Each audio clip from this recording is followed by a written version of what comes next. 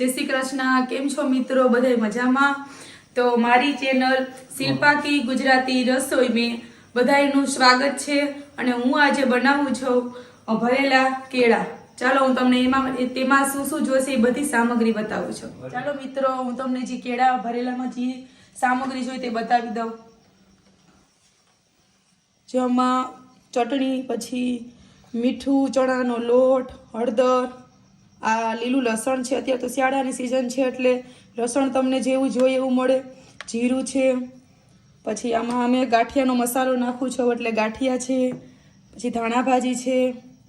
અને આ મારે બે જાતના મેં કેળા લીધા છે, જે કાચું પણ છે અને પાકું। તમને જે પસંદ આવે તે પાછું આવી રીતના બનાવી પણ શકો। ચાલો મિત્રો, પહેલાં આપણે ગેસ ચાલુ કરીને કઢાઈ મૂકી। હવે આપણે ચણાનો લોટ શેકીએ।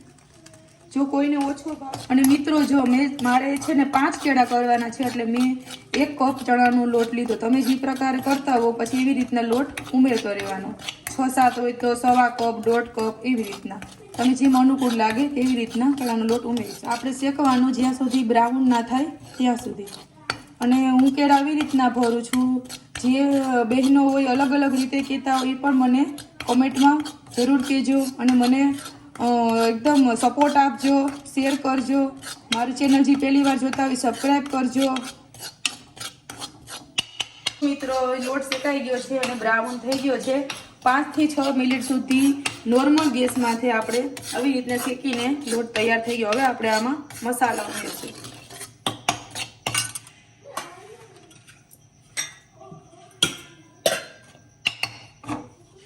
જોઈ શકો છો જો બ્રાઉન થઈ ગયો। लोट काचो रहे तो आपणो शाकनो टेस्ट जे होय जेवो जोईए एवो ना आवे। जो मित्रों लोट सेकाई गयो छे, हवे आपणे गाठियानो भूको करी नाखशुं। तमारे जेवा जोईए एवी रीतना भूको करो, कोई कचरो अथवा हाव पाउडर, पण अमने तो कचरो वधारे भावे। अने ओछामां ओछुं 3 मिनिट जेवुं आपणे भूको करशुं। तो हवे आपणे आ गाठियानो भूको थई गयो। અને આમાં તમે માંડવીના ભૂકો, માંડવીના બી ખાતા હો તો માંડવીનો પણ ભૂકો કરાય, તલ પણ નાખી શકો। પણ અમને ગાંઠિયાનો ભૂકો જે લોટના મસાલાનું વધારે ટેસ્ટી લાગે છે।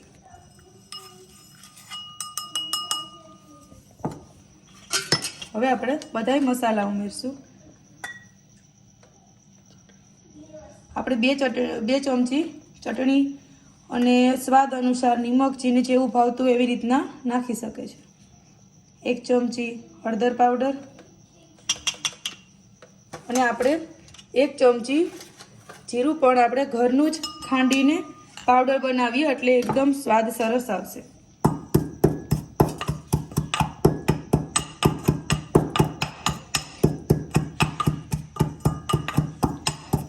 તો મિત્રો હવે આપણે જીરું પણ ખંડાઈ ગયું છે। જીરો પાવડર તૈયાર। આ ઘરે ખાંડીને આપણે નાખીએ એટલે એકદમ સરસ સ્વાદ આવે। હવે આપણે થોડુંક લીલું લસણ પણ ખાંડી નાખીએ। જો લસણ આપણે અધકચરું ખંડાઈ ગયું છે। તમે જેવું ખાતા હોય અધકચરું ખાવ, એકદમ પીસીને પણ ખાય તો આમાં અધકચરું સરસ લાગે, એકદમ ટેસ્ટ સરસ લાગે। તો મિત્રો હવે આપણે લસણની પેસ્ટ પણ નાખી દીધી છે। હવે આપણે ધાણા ભાજી નાખીશું। ધાણા ભાજી તો અત્યારે શિયાળો છે એટલે જેટલી ખવાય એટલી બહુ જ સારી। આપણા બાળકો આમ ધાણા ભાજી ન ખાય પણ આ ભરેલા શાકમાં જરૂર ખાશે। હવે આપણે આમાં તેલ ઉમેરશું।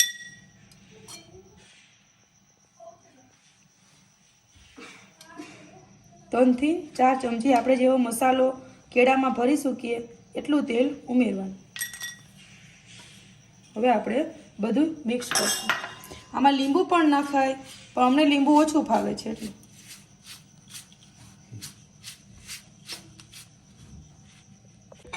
તો મિત્રો હવે આપણે ખાંડ ઉમેરશું। આમ તો કેળા પાકલ છે એ તો મીઠા જ હોય, પણ જે કાચું છે એ બહુ એટલું મીઠું ના હોય એટલે એ પ્રમાણે આપણે ખાંડ ઉમેરવાની। અને તમે જે રીતે ગળાશ ઘરમાં ખાતા હો એવી રીતના આપણે નાખવાની।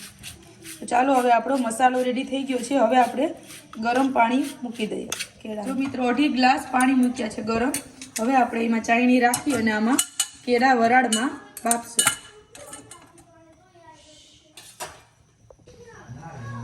હલો મિત્રો, હવે આપણે કેળામાં ચેકા પાડી દઈએ. અત્યારે અમારે તો નાની સાઈઝના કેળા ખવાય છે, પણ નહીંતર મોટા પણ સરસ થાય છે એમાં મસાલો ભરીને બનાવીએ એટલે. અને આપણે એકલા કાચા કેળાનું પણ કરી શકીએ, પણ કાચા અને પાકા બેનો સ્વાદ બહુ સરસ લાગે છે, એટલે મેં બે મિક્સમાં તમને બનાવીને બતાવું છું. આ નાના છે એટલે એક એક ભાગ રાખીએ. બહુ મોટા હોય તો આપણે એક કેળામાંથી 2 કટકા પણ કરી શકીએ, 3 કટકા પણ કરી શકીએ. તો હવે આપણે આમાં મસાલો ભરીએ. આવી રીતના બધો મસાલો એકદમ હળવે હાથે અંદર એડ કરવાનો, નહીતર આપણું જે કેળું છે એ તૂટી જશે. આવી રીતના બધાય કેળા ભરી લેવાના. મિત્રો, હવે આપણું કેળું ભરાઈ ગયું છે. હવે આપણે એને ચાયણીમાં મૂકી દઈએ. આવી રીતના છાલનો ભાગ નીચે અને જે મસાલો હોય ઉપર. હવે આવી રીતના આપણે બધા કેળા ભરી લઈએ.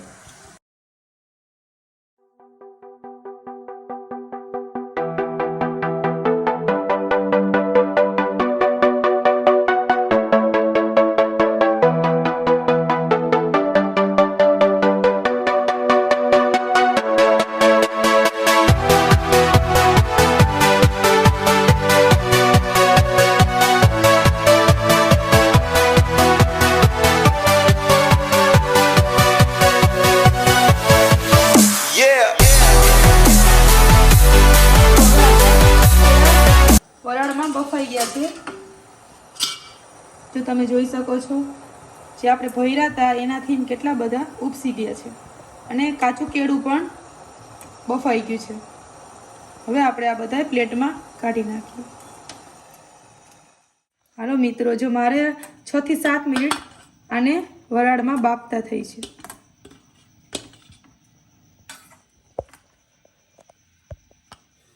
હાલો મિત્રો, હવે આપણે બધા કેળા તૈયાર થઈ ગયા છે.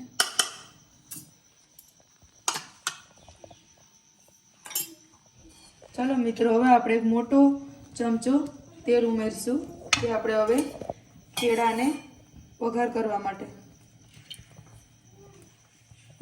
અત્યારે તો શિયાળાની સિઝન છે એટલે મિત્રો બધું મળે છે. ધાણા ભાજી એવી સરસ મળે છે, લીમડો, એવા ટમેટા, કેળા. શિયાળામાં આપણે બધી ખાવાની મજા જ અલગ આવે. ચાલો મિત્રો, હવે આપણું તેલ થઈ ગયું છે, જેમાં પહેલા મીઠો લીમડો નાખશું.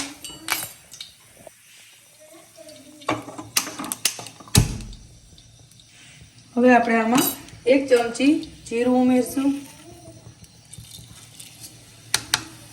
અને નાની અડધી ચમચી હિંગ નાખશું.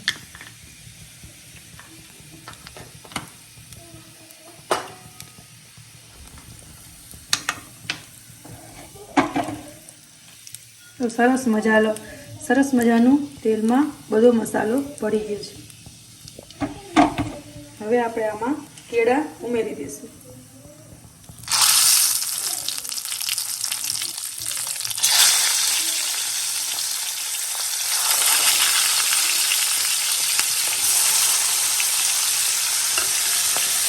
મિત્રો, પછી આમાં એક ધ્યાન રાખવાનું કે બહુ હલાવવાના નહીં તો કેળાનો મસાલો બધો બહાર આવી જાય. અને હળવે હાથે કઢાઈને જ આવી રીતના ફેરવવાનું. અને ગરમ તેલ હોય આપણે ચમચીમાં લઈને પણ કેળા માથે ઉમેરી શકીએ.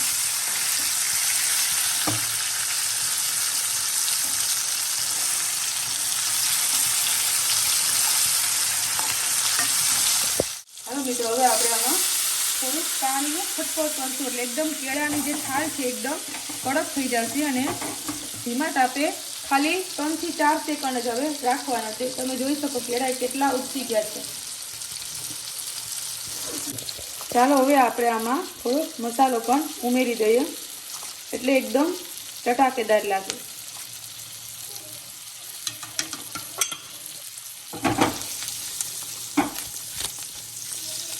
હાલો મિત્રો, જો તો કેળાનું શાક આપણું એકદમ સરસ બની ગયું છે.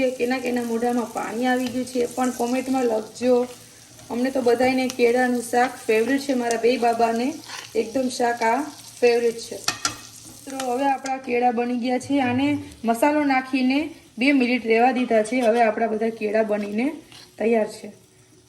કેળાનું શાક બધાને ભાવશે ચોક્કસ બધાય ટ્રાય કરજો જેને ના કર્યું હોય, અને જે કે અલગ રીતે બનાવતા હોય તે મને કોમેન્ટમાં કહેજો, અને મારી ચેનલને જે પહેલી વાર જોતા હોય તે સબસ્ક્રાઈબ કરી દેજો. મારી ચેનલનું નામ છે શિલ્પા કી ગુજરાતી રસોઈ, અને આપણે મસાલો બધો એવી રીતના એડ કરી નાખીએ. નાના બાળકોને તો આ શાક બહુ જ ભાવે છે. હાલો મિત્રો, હવે આપણું કેળાનું શાક એક બનીને તૈયાર થઈ ગયું છે, અને એટલી મસ્ત સુગંધ આવે છે જેમ બાળકો કેમ એવી રીતના મારથી પણ હવે રહેવાતું નથી. હું તમને એક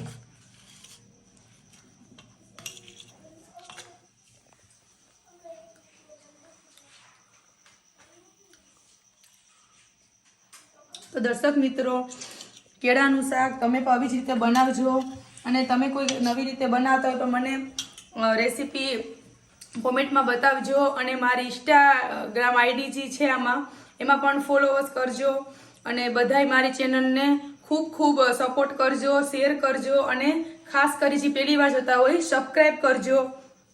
તો ચાલો આપણે હવે બીજી રેસીપીમાં મળીએ, ત્યાં સુધી આવજો.